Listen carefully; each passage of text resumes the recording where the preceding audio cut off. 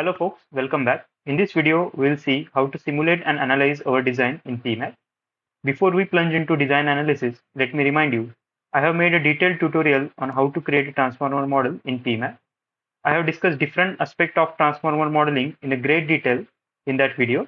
Before diving into this video, I will highly recommend you to go and watch that PMAG video tutorial. So pause this video, hit that I button on your top right corner. Link for the PMAG video tutorial can be accessed through it. Now back to today's adventure. Once you have crafted your design in PMAG, what next you'll ask? Well, that's precisely what we are about to unravel in this tutorial. Today, I'll guide you through the step-by-step procedure of analyzing the design and producing the required result. So without a further ado, let's deep dive into the design analysis. This is the transformer design we have seen in the last video. Uh, Today, we'll see how to create a different models like 1D model, 2D model, and 3D model. Here you can see in the top pane 1D, 2D, and 3D modeler. 1D modeler is basically an analytical tool which creates a 1D model for this or analytical model for this particular design. So once we start simulating that particular model, it will in the back end, it will based on the specification we have mentioned in this our design, it will calculate the different values like magnetizing inductance, leakage inductance, DC resistance for this transformer. Uh, and this is very useful tool when you are in the initial phase of your design. As you want to, in the initial phase of your design, you are not sure or the design is not perfect.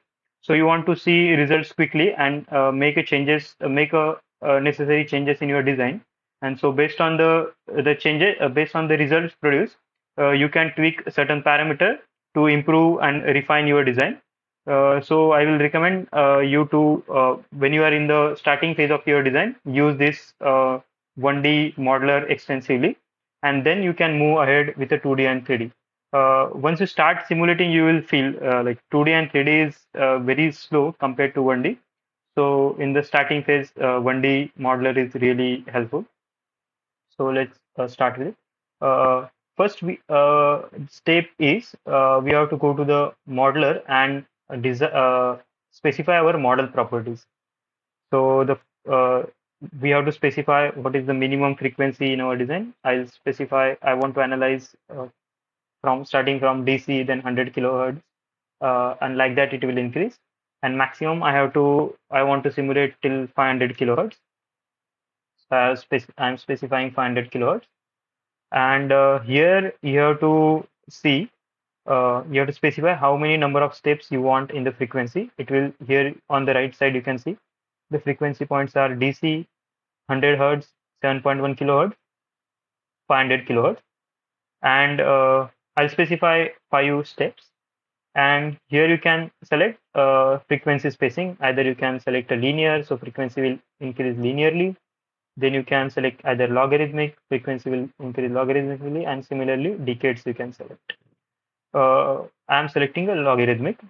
Also, you can simulate or you can create your model for single frequency. So that option is also there. Right now, I'm keeping for the 5 different frequencies. And then we have to specify whether we want to simulate a model or create a model for capacitance calculation. Right now, I'm not interested in that. So I'm selecting this option. But in my one of previous video, I have taken a Maxwell 2D 3D design for capacitance analysis. There I have used this model with capacitance calculation or separate model for just for electrostatic analysis I have created using a PMAG. I'll recommend if you are interested in capacitance or the electrostatic analysis or analyzing the parasitics of the transformer, you can check that video. Uh, right now I'll just go with the right now just to simplify our model, I'll go with this without capacitance calculation. Core model, I'm selecting linear. Curve fitting setting, I'm keeping as default. So let's hit this OK button. Uh, Now you can see 1D is not enabled here. So to enable 1D, we have to go to our core model. Uh, Here you can see core properties. We have to, for FEA model, we have to select this axial symmetry option. Once we hit apply OK, we can see 1D is now enabled. Now let's start. Huh. Oh, what it's saying is, you can see here, as I have used a round conductor and the thickness, sorry, the diameter of the conductor I have used is around 4 mm, which is quite large for the frequency for which I want to simulate my model or I want to operate my transformer.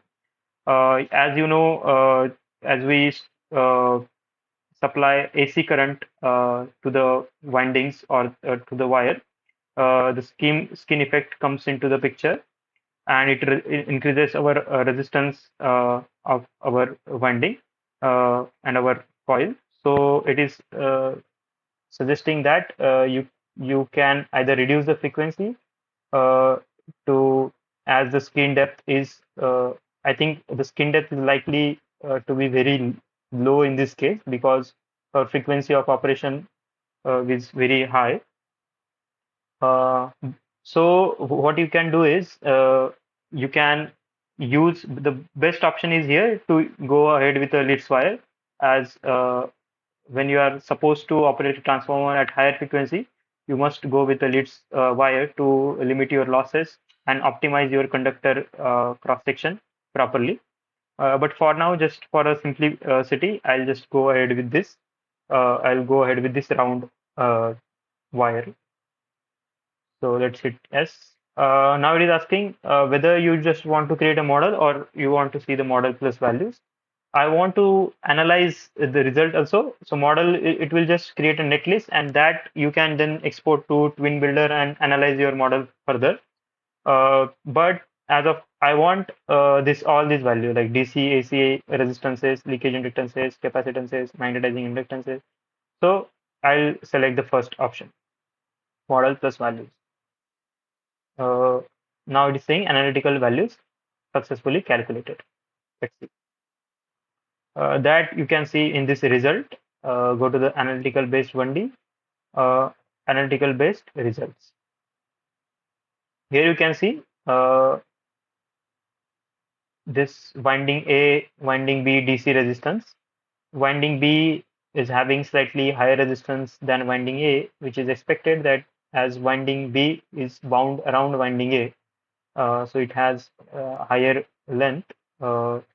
So DC resistance is higher, but magnetizing inductance is for the both is same. And this is one of the important parameter for the I look for when I'm doing a 1D analysis. Now here you can see I am just using a two coils here, and each coil has just one part. But let's say I am having coil with multiple different sets. Let's say A is made up of 3-4 sets in parallel or in series. In that case, I might do some mistake while connection, and that will affect my magnetizing inductance value. So usually what I do, I look for this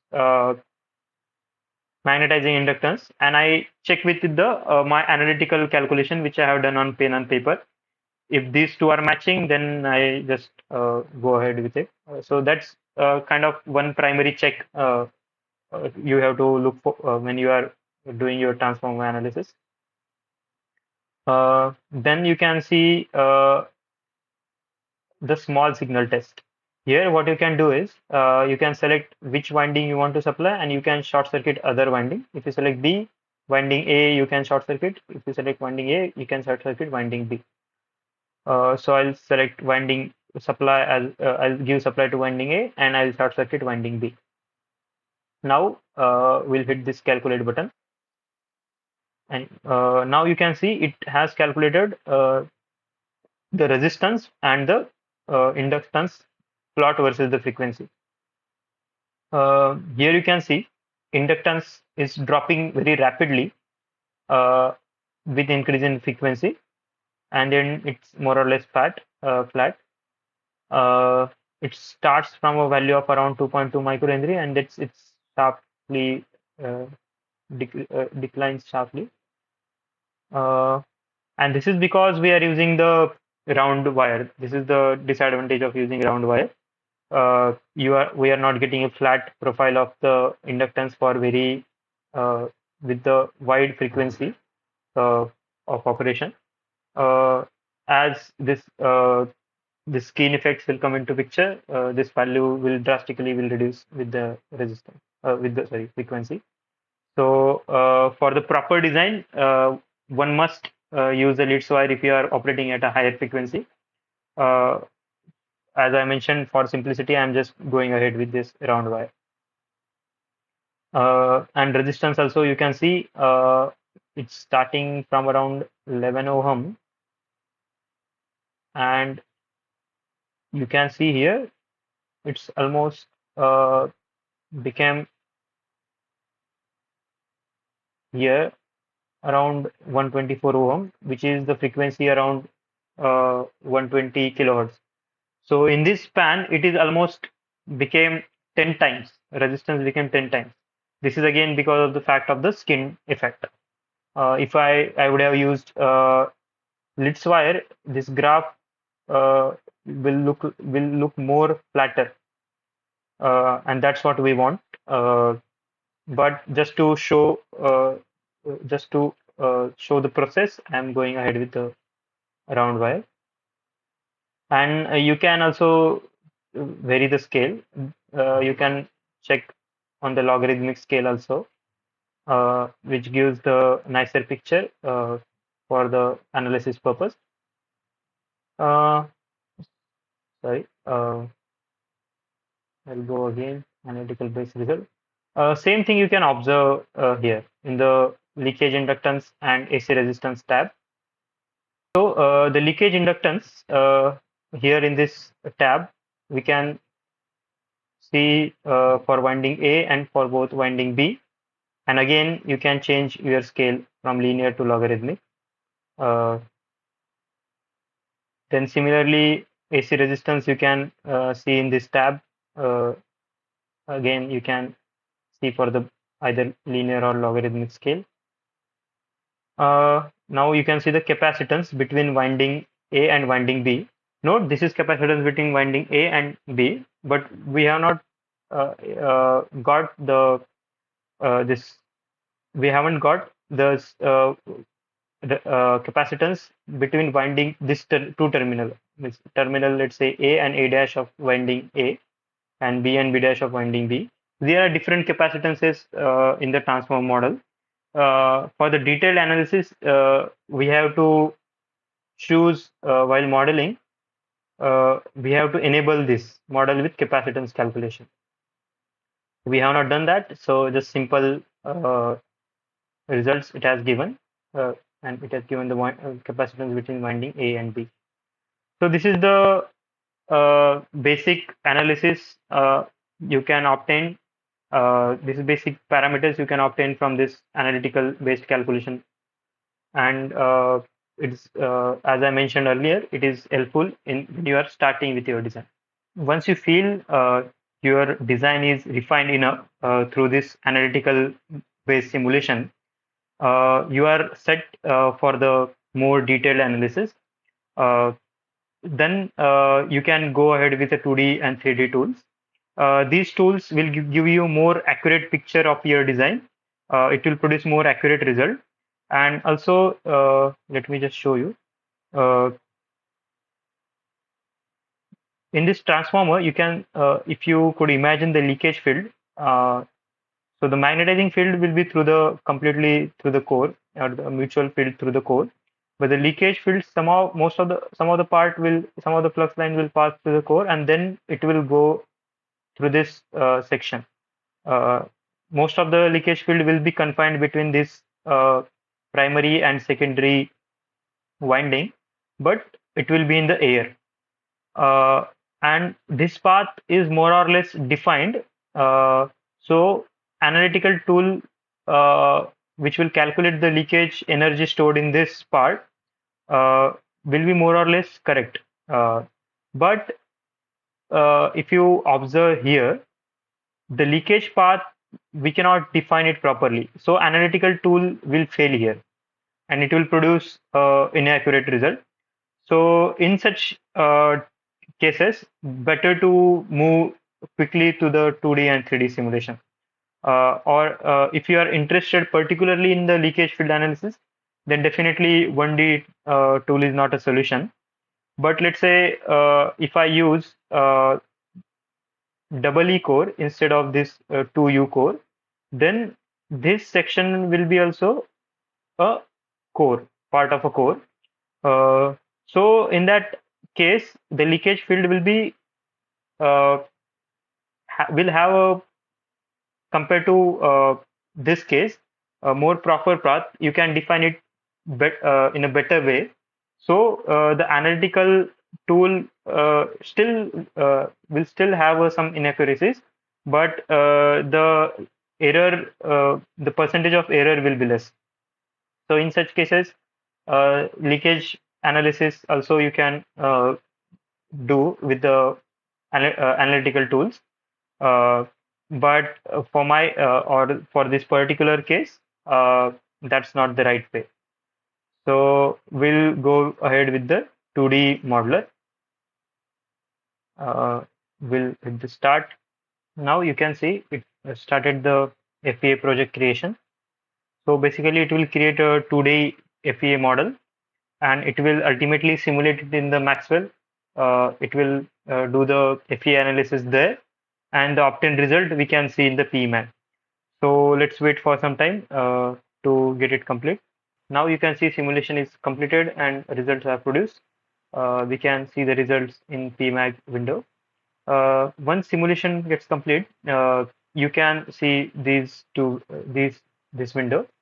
So this indicates your simulation is completed. So and you can see it has gone through these processes before to get down to the this results.